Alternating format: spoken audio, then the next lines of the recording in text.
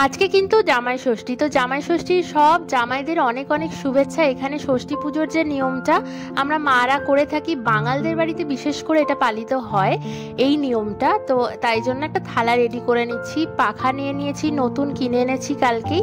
আর এখানে হচ্ছে একটা বান্ডিল দেখতে পেলে, এই পাতার বান্ডিলটা, ওর মধ্যে বট পাতা, অশ্বত্থ পাতা, দুব্বো, খেজুর আর করম চা দিয়ে একটা বান্ডিল কিনতে পাওয়া যায়, এটা কিনে এনেছি কালকে। আর ফল দিয়ে দিয়েছি, তার সাথে একটা সাদা সুতো হলুদ জলে কালকে রাত্রিরেই ডুবিয়ে রেখেছিলাম, সেটা হলুদ সুতো তৈরি করে নিয়েছি।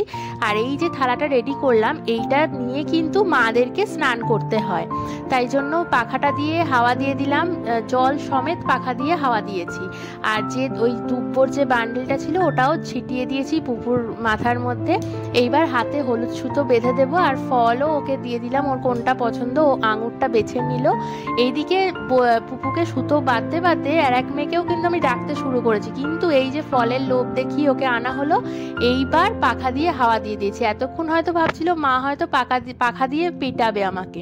তারপরে দুব্বর জলটাও ছিটিয়ে দিয়েছি, এই যে ওকে একটা জামরুল দিয়ে দিলাম, পুপুকেও দিয়ে দিলাম। কে কেমন ভাবে জামাই ষষ্ঠী কাটাচ্ছ কমেন্ট করে জানি।